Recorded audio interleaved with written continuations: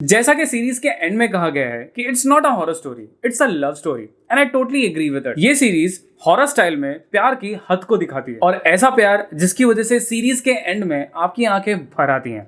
Hello hi नमस्कार दोस्तों, मेरा नाम है राजेश सिंह, आप देख रहे हैं फिट फ्लिक्स। दोस्तों ये सीरीज और बहुत सारे मस्ट वॉच मूवीज और सीरीज सिर्फ नेटफ्लिक्स पर ही अवेलेबल है, मगर अनफॉर्चुनेटली नेटफ्लिक्स के अल्ट्रा एचडी अकाउंट आते हैं 800 रुपए में, वो भी सिर्फ एक महीने के लिए। जी नहीं, बिल्कुल नहीं। अब आप पा सकते हैं नेटफ्लिक्स के अल्ट्रा एचडी अकाउंट सिर्फ 250 रुपए में, वो भी पूरे महीने के लिए। कैसे, ये जानने के लिए या तो यहाँ पर क्लिक करके हमारे डिटेल्ड वीडियो को देखिए या फिर इस वीडियो के डिस्क्रिप्शन में दिए गए हमारे व्हाट्सएप नंबर पर हमसे तुरंत कॉन्टैक्ट कीजिए। सब्सक्राइब कीजिए फिटफ्लिक्स को और बेल आइकन को दबाइए लेटेस्ट मूवी अपडेट सबसे पहले देखने के लिए। The haunting of Bly Manor season 1 ये रिलीज हुई ऑल ओवर इंडिया में 9 अक्टूबर 2020 को और ये रिलीज हुई इसकी original English as well as dubbed Hindi languages में। वैसे इसका ऑफिशियल डब्ड हिंदी ट्रेलर भी आ चुका है, जैसे आप यहाँ पर क्लिक करके हमारे ऑफिशियल फ्री ट्रेलर चैनल पर देख सकते हैं, जहां पर हम सारे अपकमिंग लेटेस्ट हॉलीवुड मूवीज के official Hindi dubbed trailers upload करते हैं। तो उस चैनल को और इस चैनल को सब्सक्राइब करना बिल्कुल ना भूलें। सो सीजन 1 कंसिस्ट करता है 9 एपिसोड का, हर एक एपिसोड लगभग 1 घंटे के हैं, तो ओवरऑल सिर्फ 9 घंटे में आप सीजन 1 देख सकते हैं। सबसे पहली बात जो कि ज्यादातर लोग मुझसे इस रिव्यू के बाद में पूछेंगे वो ये कि क्या इस सीरीज को समझने के लिए मुझे the haunting of Hill House season 1 देखना पड़ेगा या नहीं। और इसका सिंपल सा जवाब है ना। इस सीरीज को समझने के लिए आपको उस सीरीज को देखने की बिल्कुल जरूरत नहीं है। तो दोनों ही सीरीज के क्रिएटर सेम है, ऑलमोस्ट हर एक कैरेक्टर भी सेम है, बट स्टोरी बिल्कुल अलग है। स्टोरी फॉलो करती है डैनी पर, जो कि जाती है ब्लाई मैनर में 2 बच्चों का ख्याल रखने के लिए, जिनके माता पिता अब इस दुनिया में नहीं हैं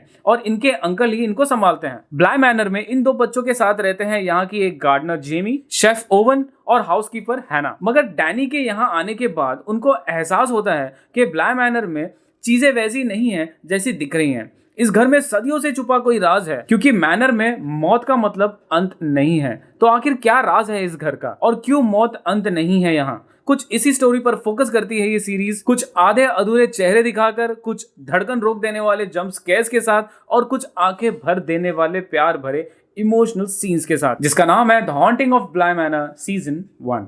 यहाँ के जो लोग हैं वो यहीं पैदा होते हैं और यहीं मर जाते हैं।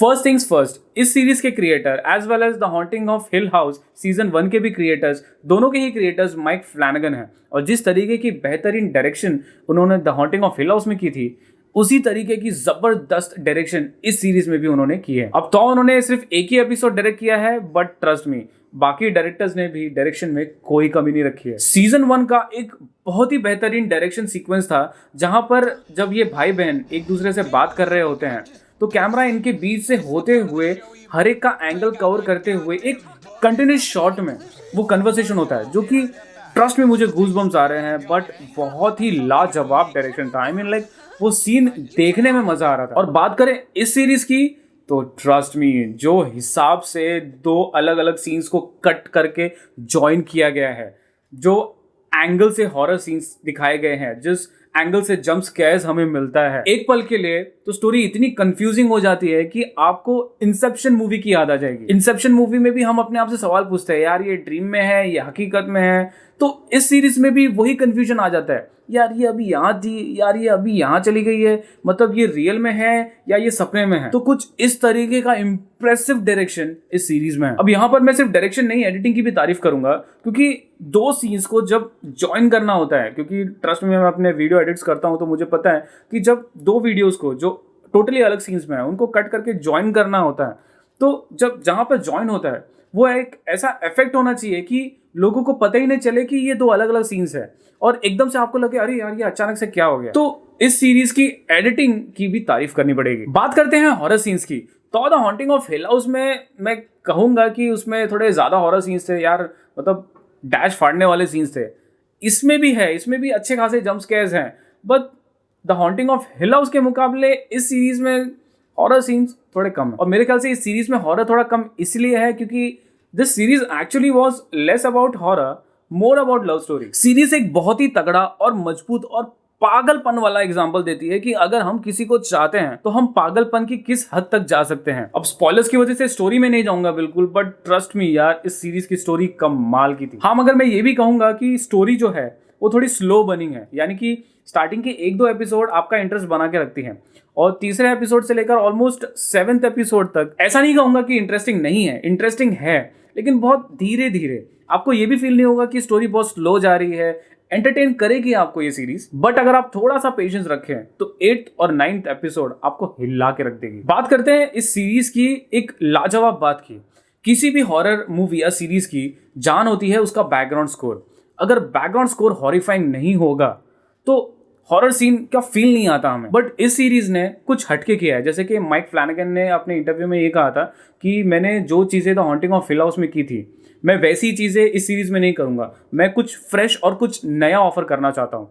और ट्रस्ट मी, उन्होंने बहुत सारी नई चीज़ें ऑफर की हमें, specially I mean like the romance part, the love part. I mean like रुला डाला यार, हॉरर बोल के, डराने का बोल के आपने हमें रुला दिया, ये तो अलग ही बात थी। बट इस सीरीज में उन्होंने एक ऐसा सीन डाला है हॉरर का जहाँ पे हमें हॉरर फीलिंग आती है। सीन में कुछ होता नहीं है, आई मीन एक सीन है सीरीज में जहाँ पर लिटरली बैकग्राउंड स्कोर है ही नहीं, कुछ नहीं है, एक हल्का सा वूश करके एकदम धीमा सा साउंड है और एक बैकग्राउंड में नैरेटिव होता है कि उसकी ज़िंदगी में खालीपन था, आसपास खालीपन था, तो घर पूरा डार्क होता है, घर के बाहर पूरा डार्क होता है। I mean like you can literally feel the emptiness. So ये सीरीज एक तरीके से आपको ना आपके सीट से उठा के जो है सीरीज के अंदर घुसाड़ देती है और बताती है कि you know what, this is what the character is feeling, the loneliness, the emptiness. And trust me, that loneliness and emptiness is horrifying and you actually feel the same experience. And trust me, और भी 3-4 jump scares है series में जो कि out of nowhere आते हैं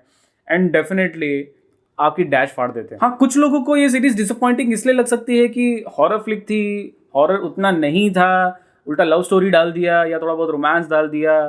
but trust me, ऐसा था भी, बट मैं डिसअपॉइंट नहीं हुआ सीरीज में, क्योंकि जो लव का एंगल भी दिखाया गया है वो भी आपके दिल को इतना छू जाता है यार कि मतलब आप ये, मैं तो एक बार भी सोचा भी नहीं मैंने कि यार ये हॉरर थी और हॉरर ने दिखाया, लव एंगल दिखा दिया। I was like totally happy watching this series. And trust me, अगर आप थोड़ा सा पेशेंस रखेंगे तो ये सीरीज एंड तक देखिए, आपको जरूर पसंद आएगी। और दोस्तों, इसलिए इन सारी चीजों को ध्यान में रखते हुए मैं इस सीरीज को रेट करूंगा 10 out of 10। दोस्तों, हो सकता है कि सीरीज को देखने के बाद में आपके दिमाग में काफी सारे सवाल हो, क्योंकि बहुत सारे जगह पे सीरीज बहुत कंफ्यूजिंग थी।